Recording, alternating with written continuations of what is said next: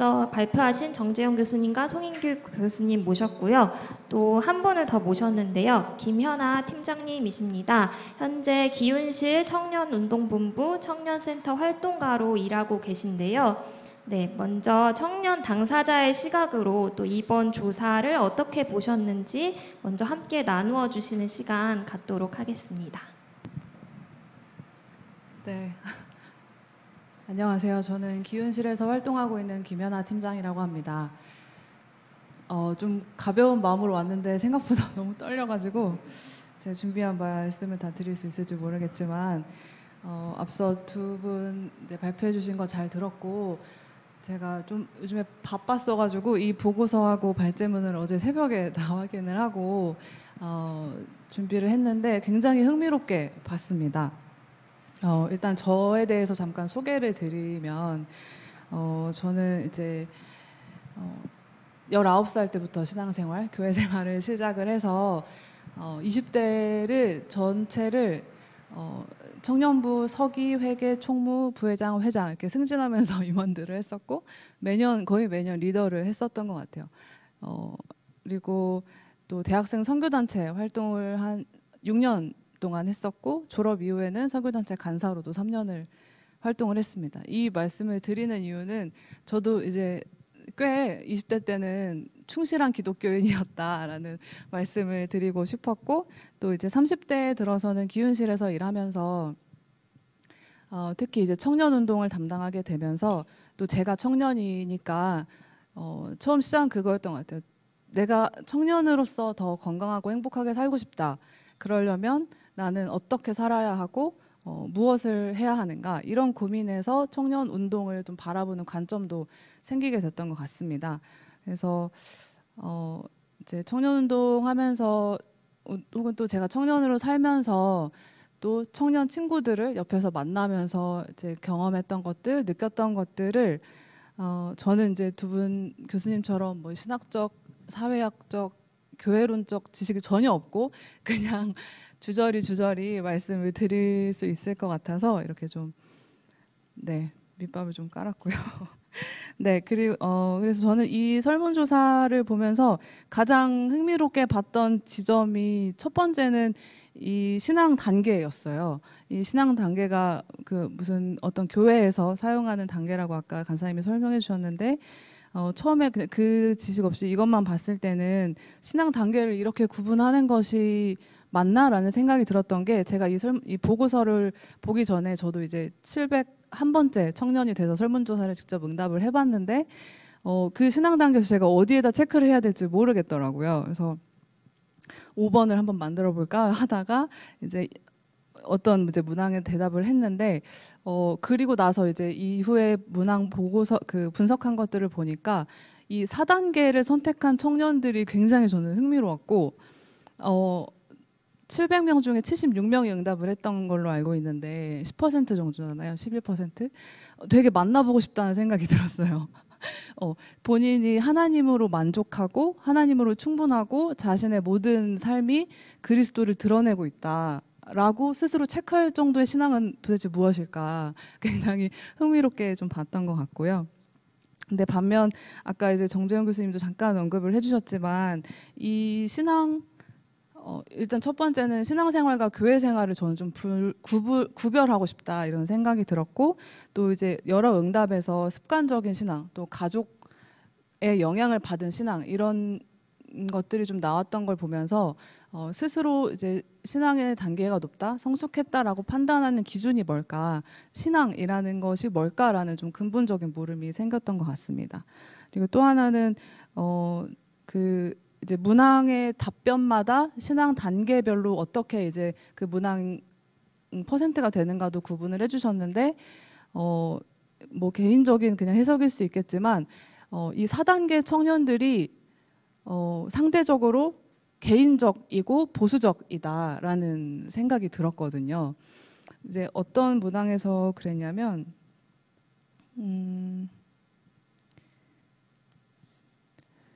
잠시만요. 이제 한국 사회에 대한 현실 인식이라던가 성경적인 삶의 현실적인 가능 여부라든지 결혼에 대한 성경의 가르침 혹은 이제 한국 교회에 대한 평가나 바람직한 교회상에 대한 문항들에서 좀 저는 그런 것들을 볼 수 있지 않았나라는 생각이 들었던 것 같아요. 그래서 결혼을 꼭 해야 된다라든지 한국 교회가 그래도 코로나 상황에서 적절하게 대응했다라든지 좀 이런 그 비율이 훨씬 높았던 걸 보면서 좀 더 보수적인 신앙 혹은 개인적인 신앙을 가지고 있는 것이 아닌가라는 생각이 들었던 것 같습니다. 그리고 이제 한국 그 사회 미래 전망이나 자신에 대한 미래 전망에 대해서 더 이제 긍정적인 평가를 했던 것이 신앙이 좋아서일까라는 생각이 들었는데 최근에 제가 이제 겪었던 어떤 일 중에 하나를 잠깐 소개해드리면 제가 그 페이스북에 이제 한국에서 여성으로 살아가는 이렇게 말하면 네, 한국에서 여성으로 살아가는데 불편한 것들을 좀 이렇게 쭉 쓴 적이 있었어요. 예를 들어서 뭐 공중 화장실을 이용할 때 화장실 칸을 샅샅이 확인한 다음에 이용한다라던가 뭐 이런 것들을 쭉 적었는데 어떤 분께서 댓글을 달아주셨던 것 같아요. 그런 것들은 그러니까 뭐 그런 것들은 어느 정도 그냥 뛰어넘어야 된다라는 이런 식으로 이제 대답을 해주셨는데 댓글을 달아주셨는데 그게 저는 이제 신앙으로 혹은 어떤 한국 사회에 대한 긍정적인 믿음과 어떤 희망적인 것으로 뛰어넘는 것이 아니라 외면하고 회피하는 것이라고 생각을 했었거든요. 그래서 아까 말씀드렸던 4단계 청년들도 한국 사회에 대한 현실이나 자기 미래에 대한 현실을 막연하게 긍정적으로 보는 것이 아닌가, 어떤 신앙의 요소라기보다는 좀 그런 측면이 있지 않을까라는 생각을 좀 해봤던 것 같습니다. 그리고 이제 저는 이제 철저하게 청년의 관점에서 청년의 오늘을 좀 이렇게 들여다보고 싶어서 경제 수준이라던가 아니면 일자리 경제 양극화에 대해서 청년들이 이렇게 가장 높은 응답을 보인 것에 좀 관심이 많이 갔는데 그런 문항이 있었죠. 직업은 소득이 낮아도 하고 싶은 일을 하고 싶고 신앙생활에는 방해가 되지 않는 일을 선택하기도 했고 또 개인 생활이 보장되는 일을 추구한다. 그런데 이제 한국 사회가 직면한 가장 큰 문제는 경제 문제이고 자기가 이제 당면한 문제도 일자리라든지 경제 문제이다라고 대답을 한 걸 보면서 일자리에 대해서는 보다 이제 기성세대보다는 보다 자기가 의미를 추구하고 자아 실현을 할 수 있는 것들, 또 워라밸을 실현할 수 있는 것들을 선택하지만 그 청년 세대 이제 주식이나 부동산에 대한 이제 관심이 굉장히 높아졌잖아요. 제 친구들 카톡방을 봐도 주식에 대한 얘기가 굉장히 자주 올라오거든요. 주식 어플을 깔았니, 뭐 수익률이 얼마니 이런 얘기를 제가 작년부터 굉장히 많이 이제 접하게 됐어요. 그런 것도 그렇고 이제 30대 이제 제가 30대가 이제 훨씬 넘었는데 제 친구들 또 특히나 이제 결혼한 친구들 중에는 이제 대출이란 대출 받을 수 있는 거를 다 끌어모아서 또 부모님의 도움을 받아서 아파트를 하나 사는 게 목표더라고요. 실제로 그렇게 아파트를 사서 뭐 산지 6개월 만에 얼마가 올랐다라든지 좀 이런 것들이 대화에 좀 자주 등장하는 것을 보면서 이게 이제 자기 직업으로든 소득을 얻을 수 없는 우리 현실이잖아요. 이게 이제 소득으로 얻는 수입보다 그런 다른 부수적인 것으로 얻는 소득이 더 이제 높은 거니까 그런 부동산이나 주식에 대한 관심이 많아진 것이 이 경제에 대한 불안함이나 위기감에서 오는 그런 선택들이 아닌가 이런 생각들을 좀 해보게 됐고요. 그리고 제가 이제 어제 밤에 이거를 살펴보다가 그 손 간사님께 여쭤봤어요. 이 문항은 누가 설계하셨나요? 라고 여쭤봤는데 그 여쭤본 이유 중에 하나가 그 문제 3번, 4번인가? 이제 청년 세대와 기성 세대를 비교하는 질문, 또 남녀 차별에 대한 질문이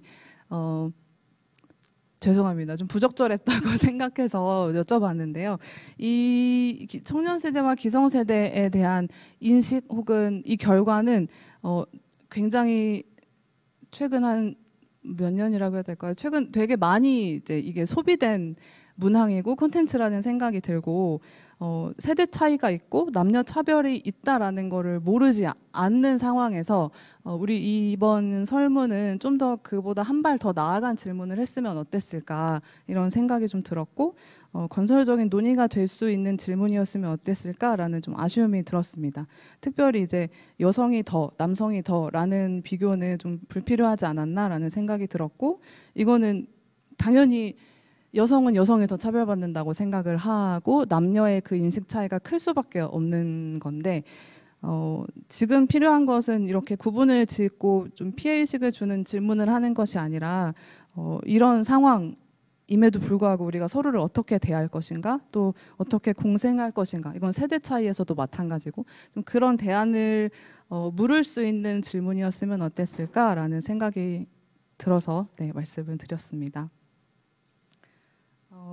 그리고 이제 또 하나 관심 있게 봤던 거는 심리 감정 상태인데요.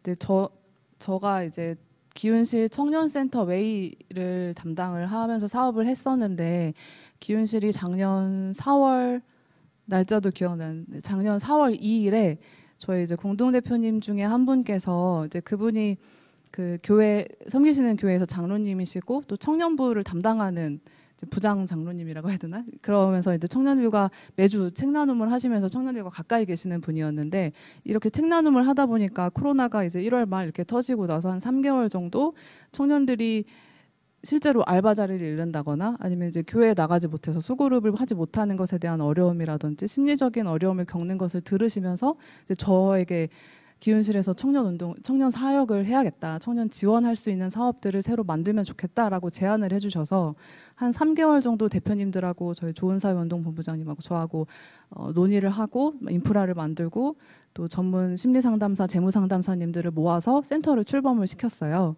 7월에 출범해서 지금 한 6개월 정도를 운영을 했는데 실제로 한 각각 재무상담, 심리상담 각각 한 30-40명 정도의 청년들을 저희가 5개월 동안 만났고 이제 그분들의 상황이 이제 쉽지 않아서 저희가 뭐 무이자 전환 대출을 해드린다거나 긴급 생계자금을 지원해드린다거나 아니면 이제 마음 심리 상담 1대1로 진행하면서 원래는 기본이 5회차인데 뭐 7회차, 10회차까지 더 지원을 해드린다거나 좀 이런 일들을 했습니다. 그래서 그런 상황을 이제 옆에서 가까이 지켜보면서 이 불안과 우울 또 무기력증에 대한 청년들의 이 심리 상태가 정말 쉽지 않고 너무 생각보다 많은 청년들이 어려워하고 있다라는 생각이 들었고 또 이제 서울시에서도 마음건강 지원 사업을 저희가 출범한 그 청년센터 출범한 비슷한 시기에 시작을 했었는데 그때 그 그러니까 청년들 지원 받는 것을 오픈하고 한 2-3일 만에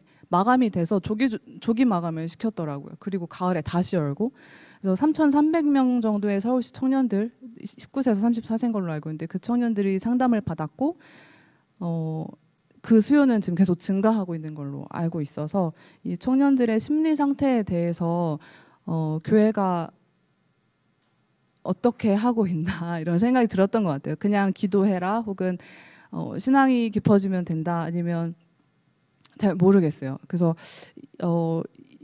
불안, 우울 이게 아까 앞서 이제 경제적인 문제라든지 아니면 일자리를 잃고 이제 학교나 교회 소그룹에 나가지 못해서 고립되어 있는 그런 상황에서 이제 교회나 혹은 목회자들이 무엇을 해줄 수 있을까에 대한 고민이 더 필요하지 않을까라는 생각이 들었습니다. 그리고 교회와 관련해서는 뭐 할 말이 정말 많아서 메모를 되게 많이 했는데 일단 그냥 가장 드리고 싶은 말씀은 이 설문의 의도에서도 제가 그 조사 목적을 보면서도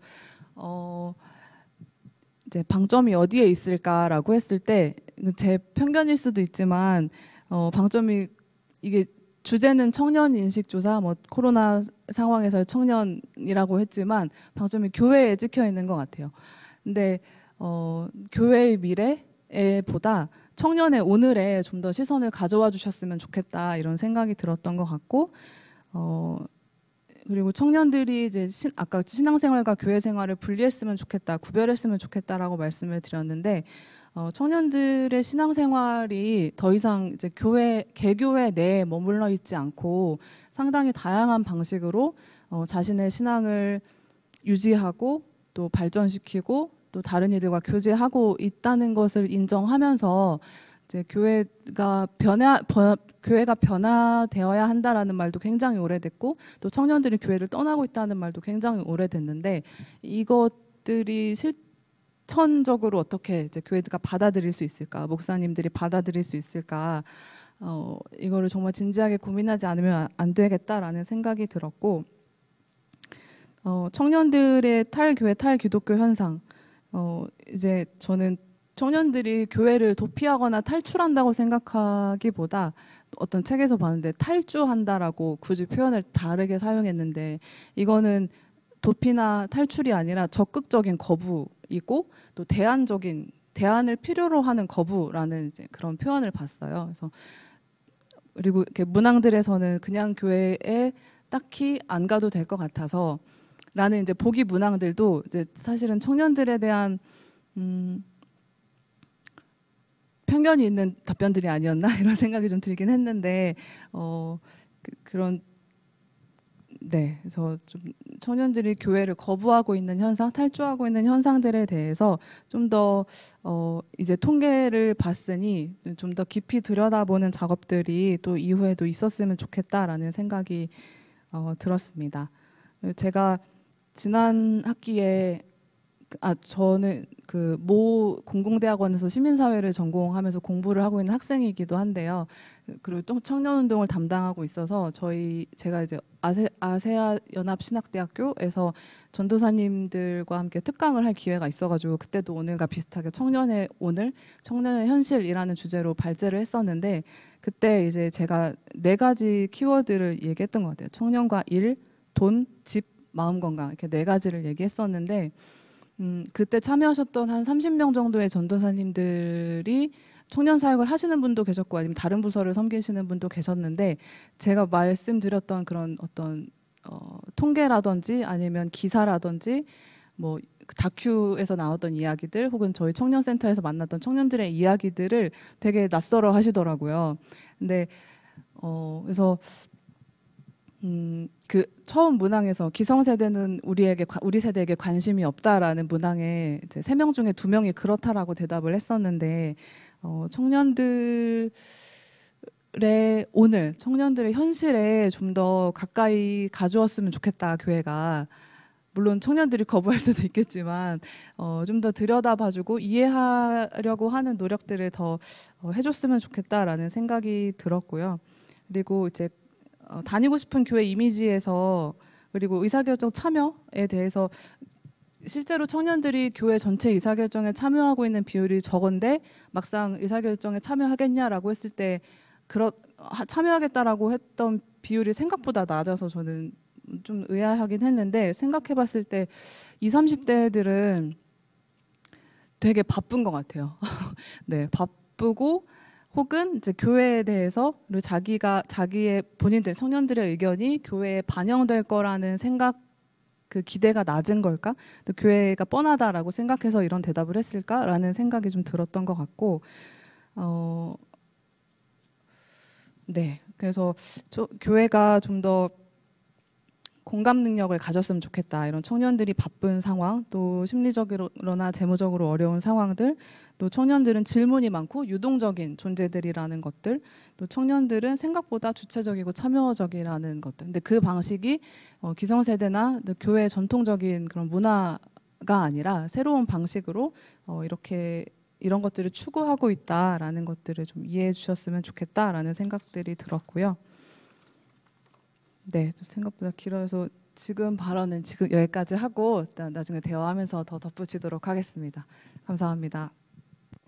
네, 너무 들으면서 여기서 패널 토의를 맞춰도 될 것 같은 네, 너무 좋은 청년의 입장에서 이 조사를 해석하고 또 그런 이제 묵직한 주제들을 고민들을 던져 주셨던 것 같아서 정말 마음이 시원해지기도 하고 또 이제 고민이 더 생기기도 하고 그런 좋은 시간이었던 것 같습니다. 네, 그럼에도 또 질문해 주신 분들이 있기 때문에 또 패널 토의의 질문에 또 답을 해가는 시간들을 이어나갔으면 좋겠는데요. 또 질문에 사실 앞서서 이 조사 결과를 보시면서 청년들에 대해서 혹시 새롭게 이해된 부분들이 있으셨는지 정 교수님과 송 교수님께 한번 질문 드리고 싶은데요. 네, 짧게 한번 어떠셨는지. 네, 뭐 사실은 이제 어느 정도 예상된 결과이기도 한데요. 뭐 이렇게까지 그 청년들 우리 사회에 대해서 좀 암울하게 생각하고 있을 거라고 이제 구체적으로 예상하지 못했고요. 특별히 이제 계속 말씀드렸던 대로 경제 수준에 따라서 인식 차이가 이렇게 명료하게 크다고 하는 게 뭐 약간 뭐 있을 수도 있고 뭐 하다는 생각을 했지만 조사를 해보니까 명료하게 이렇게 뚜렷하게 차이가 있을 거라고는 사실은 생각을 못했어요. 그러니까 이런 것들 보면서 아까 결론 부분에도 말씀드렸지만 전체적으로 어쨌든 우리는 신앙인들이고 신앙을 중요하게 생각하는데 그 신앙이라고 하는 것이 우리의 삶과 동떨어져 있는 신앙이 아니라 삶의 조건이라든지 환경의 영향을 크게 받고 있다 하는 것들을 좀 다시 확인한 게 중요한 부분이지 않았나 생각이 듭니다. 네, 송 교수님 어떠셨는지. 제가 마이크 되죠? 제가 정확하게 그 질문을 제가 귀가 잘 안 들려가지고 못 들었는데. 네.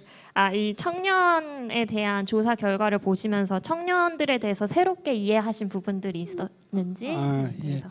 아주 새로운 것 같지는 않아요. 또 제가 지금 아들 하나하고 딸 하나하고 있는데 걔네들이 바로 이 세대이기 때문에 단지 이제 제가 이걸 쭉 보면서 느끼는 것은 청년 사역이라는 것을 그냥 교회가 늘 생각하던 교회 사역의 일부, 또 장년 사역이 핵심이지만 또 청년 사역을 빼놓을 수는 없고 또 그 뭐라고 해야 되나 위진상 우리 교회는 청년들을 중요하지 이렇게는 못하는 그냥 입 바른 얘기들이 너무 이제 많다는 생각이 들어요. 그 뜻은 뭐냐면은 정말 청년들을 생각하고 사역을 하면은 완전히 판을 뒤바꿔야 돼요.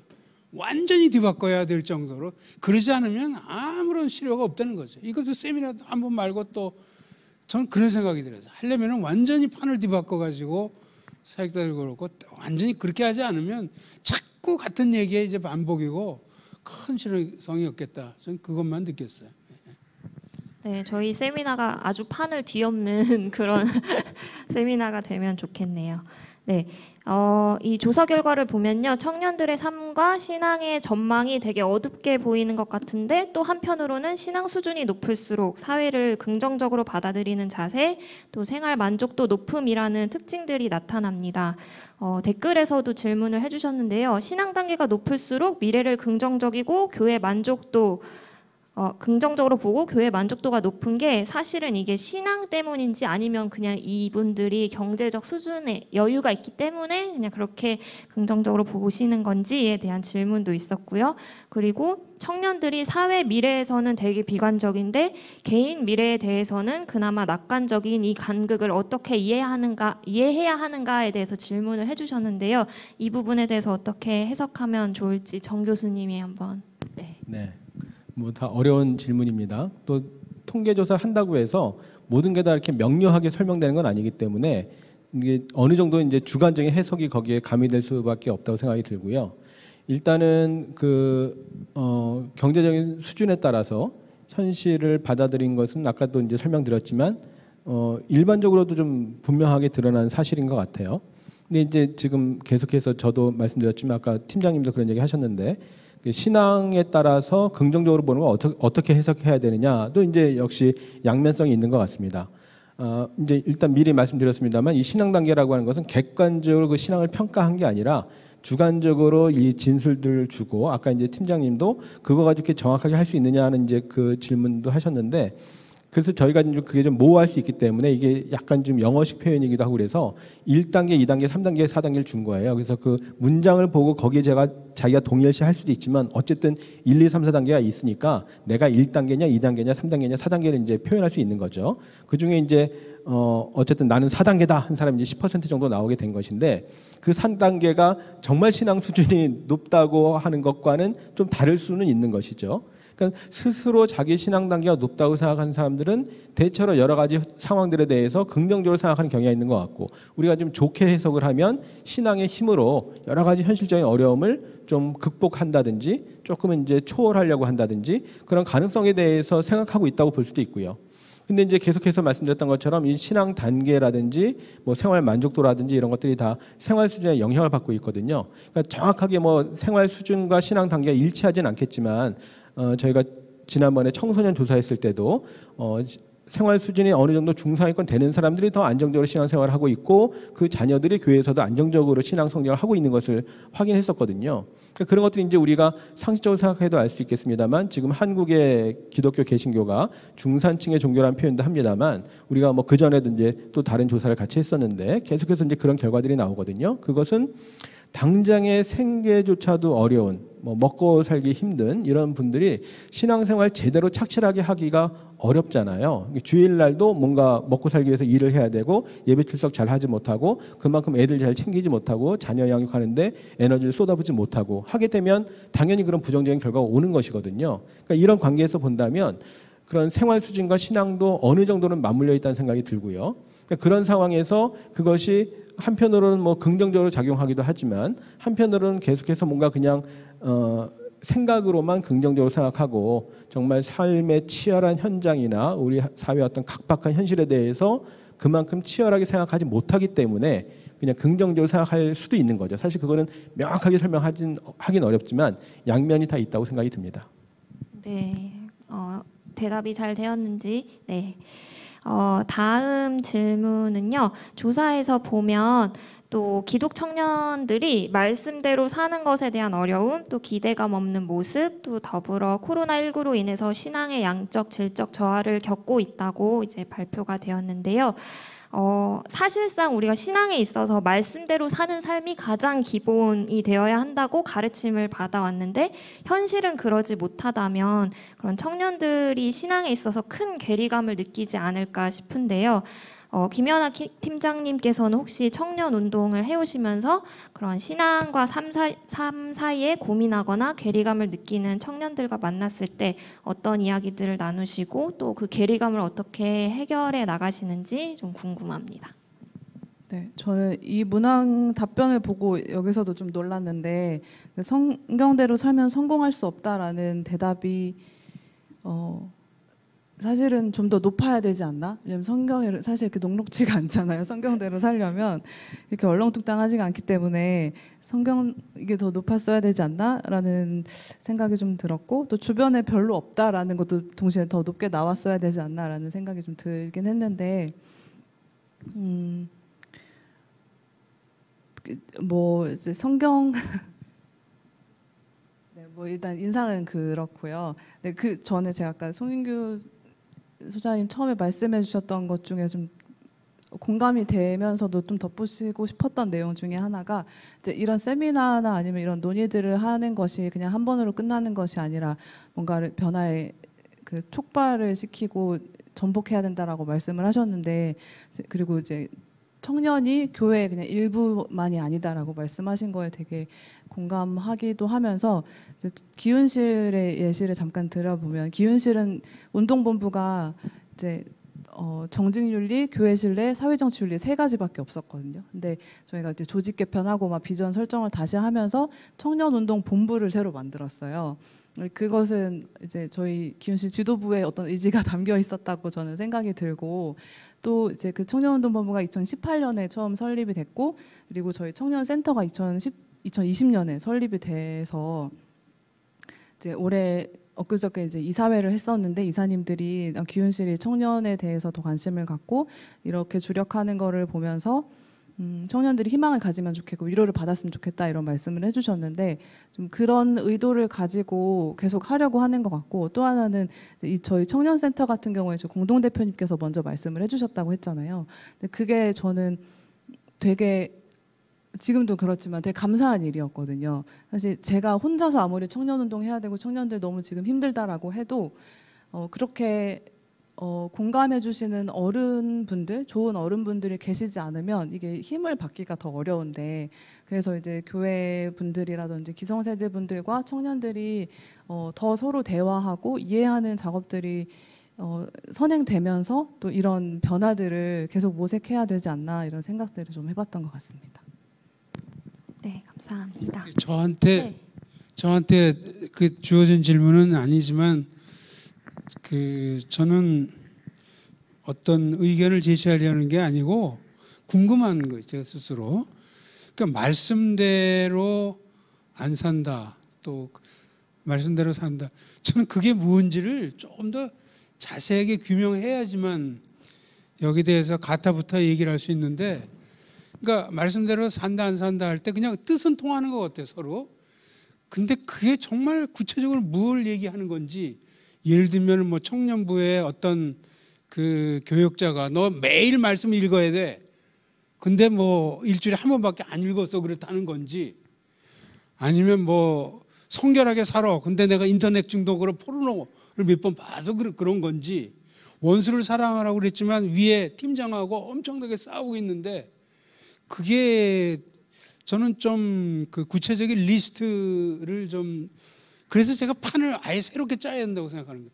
청년들의 삶은 그냥 교회 인원으로 따지면 일부지만 이게 완전히 그냥 독립적인 또 새로운 사람들이에요. 그러니까 그들의 삶의 이제 고민이 무엇인지, 또 말씀대로 못 사는 게 무엇인지, 그거를 또 회사에는 항상 구조학이라는 게 있기 마련인데, 이런 것들을 좀 더 그 구체화시키고 라인업을 해가지고 그 교회나 지도자는, 그 부모는 그걸 고민해야죠. 이 문제. 어떤 거는 금방 해결 안 되는 거예요. 인터넷 중독 그거 금방 됩니까? 그렇지만 이제 어떻게 해야 된다는 그 나름대로 이게 또 이걸 해야 되고, 또 뭐 이제 이런 식으로 좀 구체적으로 해야지 좀 더 물론 그렇다고 쉽다는 건 아니에요. 이제 그러지 않으면, 구체적으로 안 하면 자꾸 이렇게 겉돌고 이제 말지 않을까. 자꾸 이제 그게 좀 우려가 돼요. 그냥 제가 조사 처음 설계부터 이제 문항 작성 같이 한 사람으로 이게 좀 변명 같은 말씀을 좀 드리자면, 아까 김연아 팀장님도 그 성차별 관련해서 그런 말씀하셨지만, 처음에 저희가 이제 문항을 구성하고 조사 설계를 할 때는 어쨌든 이 코로나 상황에서 청년들의 형편이 어떻고 또 신앙생활이 어떻게 변하고 있는지, 또 교회에 대한 어떤 필요들은 뭔지, 이런 것들이 원래 주안점이었는데, 청년들의 어떤 현실, 뭐 좀 과장하면 처절한 현실을 모르고 신앙만 물어보는 게 과연 타당한가 싶어서 현실 인식에 대해서도 좀 문항을 넣은 거예요. 근데 그렇게 하다 보니까 문항이 점점 많아지고, 어느 하나가 가지고 이제 들어가게 되면 문항이 막 100개를 넘어갈 지경이 되니까, 그게 좀 정리하다가 결과적으로는 이것저것 물어보긴 했는데 조금 피상적으로 물어본, 이제 그런 것에 대한 좀 아쉬움들을 많이 느끼시는 것 같은데, 당연히 이제 송 교수님 말씀하신 부분들도 그 성경대로 산다는 게 뭔지, 실제로 어렵다면 어떤 점에서 어려움을 느끼는지, 그게 직장에서 말인 건지, 이거 사실은 다 물어봤어야 되는 건데, 이제 조사를 하다 보면 이제 문항을 자꾸 제한해야 되는 그런 현실 때문에 충분히 좀 조사가 그렇게까지는 안 된 것은 좀 저도 아쉽게 생각이 듭니다. 그래서 항상 이렇게 한번 조사하면 전반적인 조사를 하고 뭔가 좀 더 관심을 가져야 되는 것은 그 후속 조사를 위해서 더 하면 좋겠는데, 또 우리가 해야 되는 또 주제들이 여러 개 있다 보니까 그냥 한 번 건드리고 마는 것 같아서 그런 점에 대해서는 좀 죄송하기도 하고 좀 아쉽기도 하고 그렇습니다. 네. 저는 뭐 설문 문항에 대해서 얘기한 게 아니고, 우리나라 그 사역자들은 교회에서 한 전 그게 거기에 대해서 얘기하는 거예요. 예. 설문조사는 어쩔 수 없죠. 너무 자세히 하면 길어지고 짧게 하면 피상기, 그거는 뭐 어쩔 수 없는 한계니까.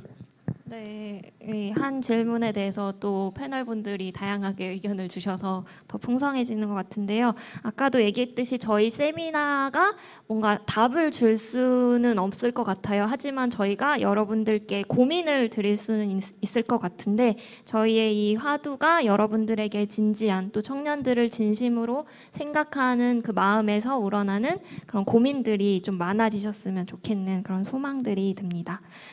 네, 또 질문을 주셨었는데요. 온라인 활동에 대해서 이제 댓글로 질문을 주셨어요. 그래서 청년들이 줌을 통한 모임 경험이 25%인데 여전히 교회가 일방향의 전달 방식으로 교회 예배만 제공하고 있다는 뜻으로 보아도 되나요? 라고 이제 질문을 하셨는데 정 교수님께서 대답해 네, 일단 그런 면이 좀 있는 것 같고요. 일단 교회는 아무튼 무엇보다도 예배를 소중하게 생각하니까 그거에 대해서 이제 뭐 신학적으로는 평가할 수도 있겠습니다. 아까 송 교수님도 발제할 때 약간 그런 말씀하시기도 했지만 그런 신학적인 뭐 문제는 차치하고 현실적으로 뭐 일부에서는 지금 여전히 이 코로나 상황에서도 목숨과 같은 예배당 예배를 현장 예배를 고수해야 된다는 입장이 있을 정도로 예배를 일단 중요하게 생각하는 것은 한국교회의 정서인 것 같아요.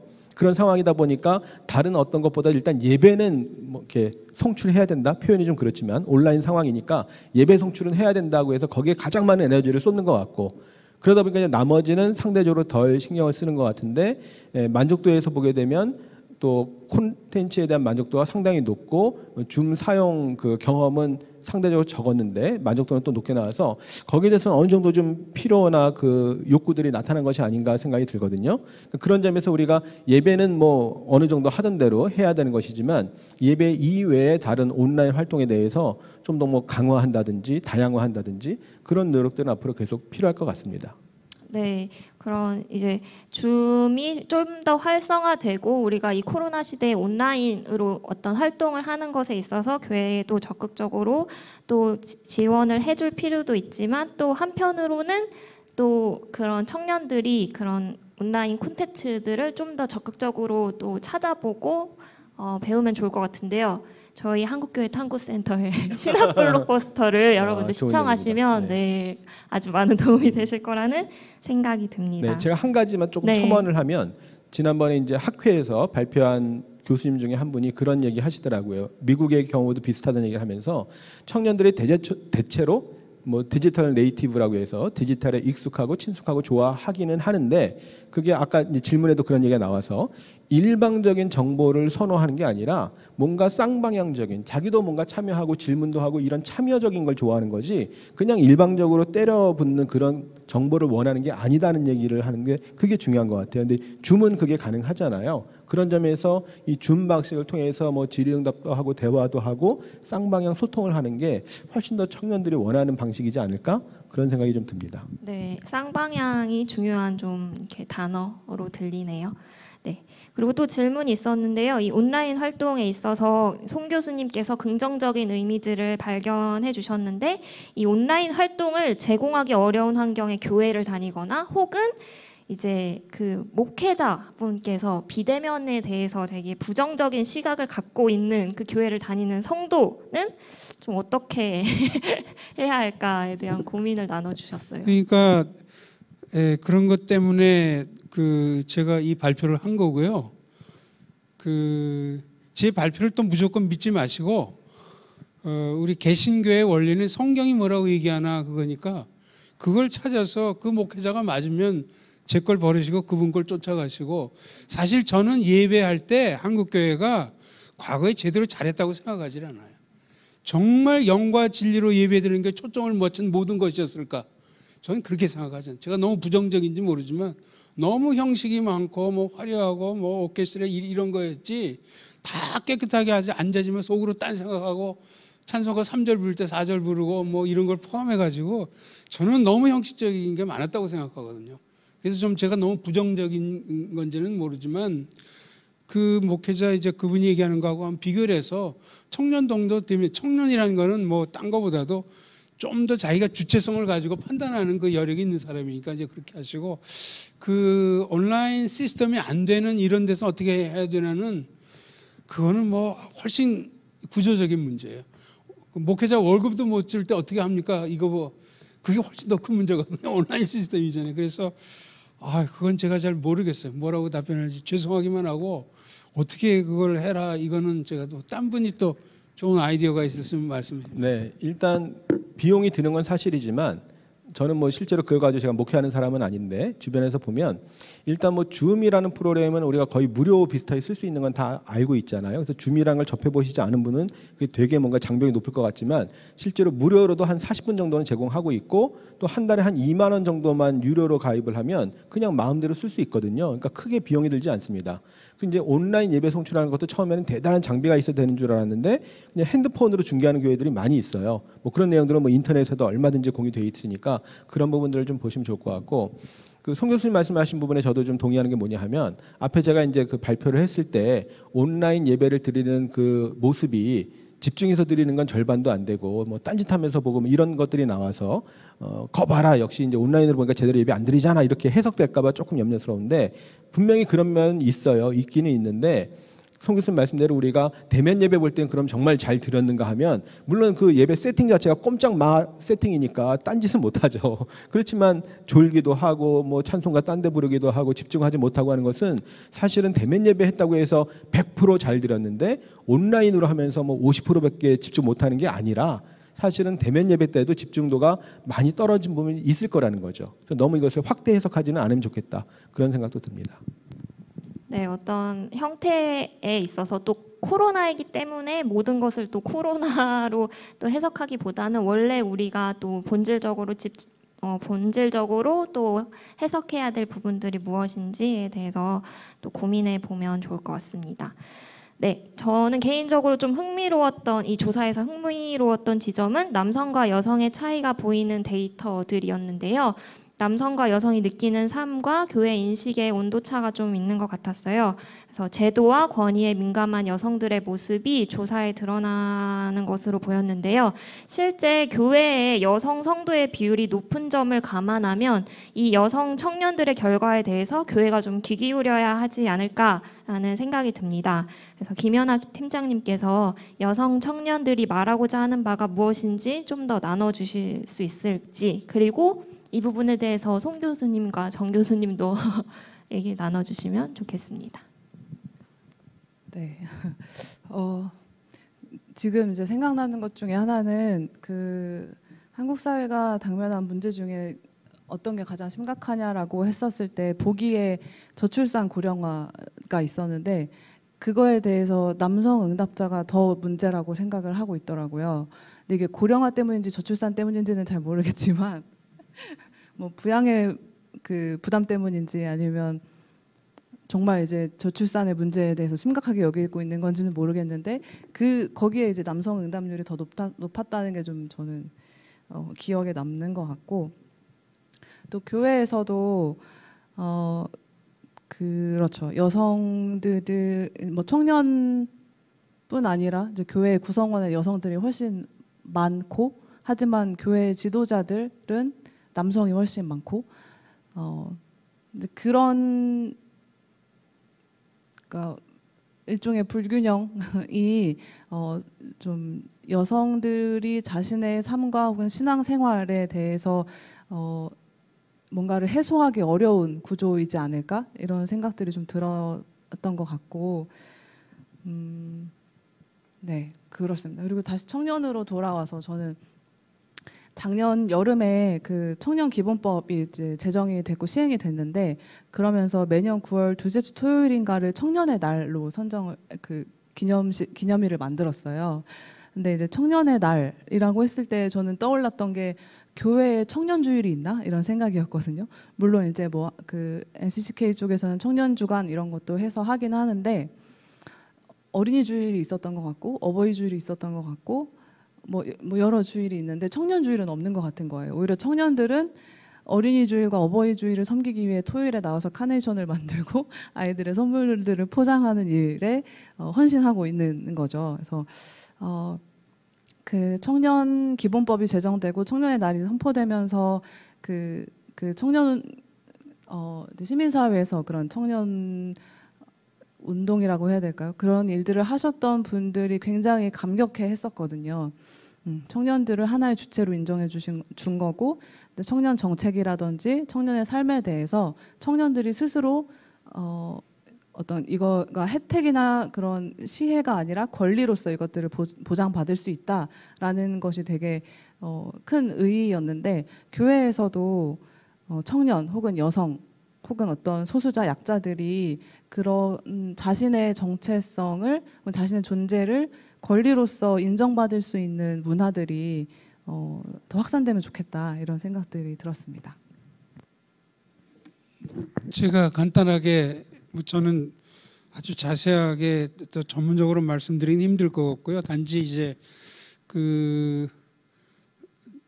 제가 이제 신학교에서 가르치고 이제 그쪽을 이제 했으니까 이제 본다면, 그 여성 설문조사에 여성분들이 좀 더 부정적인 높은 이유를 저는 납득을 할 수 있다고 생각하는데, 우리 팀장님도 조금 전에 한번 힌트를 한 것 같은데, 아직도 그 목회자를 포함해서 청년부 지도자들이 남성이 굉장히 많습니다. 그게 이제 가장 뭐 이걸 어떻게 해결하냐는 또 별도로 하더라도, 그 다음에 두 번째는 그 페미니즘 운동이 일어나고 묻지마 살인 이후에 조금 약화된 건 사실이지만, 남성들 중에 이걸 잘 몰라요. 그러니까 아직까지도 젊은 층은 조금 덜한데, 꽤 나이가 드신 목회자나 이런 사역자들은 참 말을 못하면 그게 뭐가 그렇게 중요하냐 이렇게 하는 사람도 있고, 그러니까 실제로 모르는 사람도 있고, 또 알긴 알지만 그렇게 심각하게 생각 안 하는 이런 분들이 이제 많은 거죠. 그 다음에 세 번째는, 그걸 알아도 실제로 교회에서 여성들을 대하고 뭐 여러 가지 할 때 이 몸에 익숙하지 않아요. 그러니까 자꾸 실수를 저지르는 거예요. 그래서 설교하면서도 말 실수하고 막 이러니까, 아마 이거는 이 남성분들이 좀 더 노력을 해야 되고, 특별히 그 지도자분들이 이 센시티브 트레이닝을 좀 더 많이 해야 될 거예요. 아마 신학교 들어간 사람들이 이거 센시티브 트레이닝을 아마 정기적으로 좀 해야 될지도 모르죠. 이래가지고 이게 이제 좋은 의미에서 의식화도 되고 체질화가 되고, 대화 또 어법 이런 데 있어서 이게 될 때까지는 좀 더 노력을 좀 많이 근데 이걸 아직 적극적으로 안 하니까 이게 좀 길어질 수 있죠. 좀 많이 좀 해야 될 것 같아요. 비슷한 생각이고요. 일단은 뭐 남성과 여성의 인식 차이는 어디에서나 나타나죠. 그래서 우리가 기본적으로 통계표를 제시할 때도 가장 기본적으로 이제 성별 차이, 나이별 차이 이런 것들을 제시하는데, 당연히 이제 기독교인들 사이에서도 나타나는 것은 당연한 것 같고요. 또 이제 말씀하신 대로 교회 안의 성도들은 대체로 여성들이 더 많은 비중을 차지하고 있는데, 근데 오히려 여성들은 조금 이렇게 주변화되는 경향들이 있어서 이런 데 대해서 좀 더 관심을 가져야 될 것 같고, 우리 어떤 영적 필요라는 차원에서 본다면 그런 필요들도 이제 다르니까 좀 더 분명하게 뭐 이렇게 대응한다고 할까요? 그렇게 하는 게 중요한데, 특히 이제 그 바로 송 교수님 말씀하신 것처럼 교회 문화가 전체적으로, 사실 뭐 교회뿐만 아니라 종교가 그렇죠. 종교 일반을 보더라도 되게 남성 중심적이고 권위주의적이고 그런 구조거든요. 그런 데서 이제 여성들이 훨씬 더 이제 어려움을 겪을 수 있다고 하는 거, 또 남성들이 그런 성인지 감수성이 떨어지기 때문에 또 잘못하거나 실수하는 것들이 많이 있어서, 이런 데 대해서는 계속해서 뭐 교육도 필요하고 좀 이렇게 성찰하는 게 필요할 것 같습니다. 네. 들려주신 이야기처럼 교회가 좀 더 젊어지고 젊게 생각하고 좀 더 획기적으로 생각하는 그런 대안들이 좀 많이 일어났으면 좋겠습니다. 네, 더 많은 이야기들 나누고 싶은데 시간이 많이 지나가지고 아쉽지만 여기서 마무리해야 될 것 같은데요. 한 분씩 마지막으로 오늘 좀 이 세미나에 대해서 좀 어떠셨는지 한마디씩 이렇게 전해주시고 마무리하도록 하겠습니다. 네, 정 교수님부터. 일단 이런 세미나를 하게 된 것 자체가 굉장히 감사한 일이고요. 지금 이 어려운 시기에 세미나하기가 쉽지 않고, 또 이런 조사를 하는 게 좀 뭐 직접 말씀드리기는 어렵지만 뭐 비용이라든지 이런 면에서 또 어려움들이 많이 있는데, 또 교회 탐구센터하고 같이 이렇게 몇 년째 하고 있고, 올해는 또 목회 데이터 연구소도 같이 이렇게 참여해 주셔가지고 이런 세미나 하게 된 게 뭐 감사하고 기쁜 일이라고 생각이 듭니다. 근데 어쨌든 이제 우리 그 사회 보신 간사님도 처음에 말씀해 주셨지만 여기서 모든 대안이나 답을 다 줄 수 있는 건 아니고 우린 일단 이런 문제가 있다는 것에 대해서 이렇게 좀 드러내놓고 함께 공론의 장에서 논의해보자라는 차원이거든요. 사실 저는 뭐 청년 전문가도 아니고요. 그렇지만 이제 우리 사회, 우리 교회 안에 이런 문제가 있고 어려움이 있다는 걸 좀 드러내서 이것에 대해서 좀 우리 연구소가 그거 자체를 끝까지 붙들고 나가지 못하지만 이 청년 사역에 관심 있거나 하시는 분들이 좀 이런 것들 좀 꾸준하게 관심을 갖고 좀 대안을 찾아갈 수 있는 그런 기회가 되면 좋겠다 생각을 합니다. 네. 예, 그 청년 주제가 오늘 세미나의 핵심인데 제가 좀 옆으로 빠진 얘기를 해서 죄송하긴 한데 그냥 뭐 저는 요번 제 나름대로 이 발제문을 준비하면서 그 아까 뭐 조금 한 것처럼 이 미디어와 이제 신학과의 이제 그 겉으로 얘기하는 그런 관계가 아니고 이제 결국 그 영, 몸, 뭐 스페이스 또 프레젠스라는 개념 이런 것도 우리말로 번역하기 힘든데 이런 것에 대한 신학적이고 철학적인 그 논의가 앞으로 많이 필요하고 뭐 역시 한국은 항상 그런 게 도입이 늦어지지만 아마 전 세계적으로는 그런 것이 훨씬 더 이제 많이 될 텐데 이제 거기에 대해서 기대도 있고 저도 훨씬 정신이 이제 번쩍 들게도 되고 그게 이제 그 제가 느끼는 의의라서 이게 당신 괜히 청년 얘기 해놓고 당신만 좋아하네 이러면 할 말은 없는데 저한테는 굉장히 의의가 컸어요. 이번에 이거 준비 고민을 하면서도 그러나 이제 물론 그 제 자신이 대학생 때 예수를 믿었고 또 뭐 학생 단체에서 뭐 10년 이상 일을 했고 또 애들을 키우고자 하기 때문에 참 이 청년 문제를 한국 교회가 그냥 늘 어펜딕스로 생각하는 그거를 이제 버려야 돼요. 왜냐하면 이 청년들이 금방 50대가 돼요. 금방 교회 주축이 돼 버린다고요. 그러니까 뭐 좀 더 근본적인 그런 것이 필요하다. 늘 고민이고 안타깝고 이제 그렇습니다. 네, 저는 그냥 제가 말 만들기를 좋아해가지고 그 교회와 신앙 파트에서 가장 높은 응답률을 보인 키워드로 문장을 하나 만들었거든요.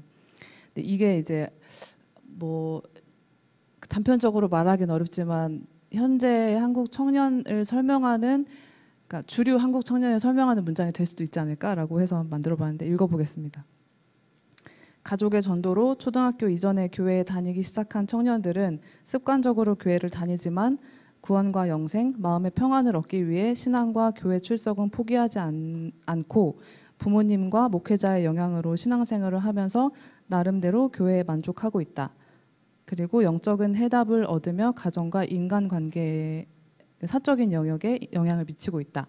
이게 좀 보통의 청년이지 않을까라는 생각이 들었고 또 제가 설문에 응답을 해봤다고 했잖아요. 그래서 제가 응답한 것들로 또 문장을 만들어봤는데 저는 사실 그 가나안 성도로 이렇게 분류됐던 그 바로 옆에 있는 칸에 있는 사람이거든요. 그러니까 뭐 한 3개월에 한두 번 정도 교회 나가는 청년인데 제 설명을 써보면 친구의 전도로 고등학교 때부터 교회에 다니기 시작한 김연아는 마음의 평안을 얻기 위해 교회에 다니다가 교회 지도자들의 태도와 교회의 고리타분함으로 인해 교회에 불만족하지만 신앙은 버리지 않고 있다.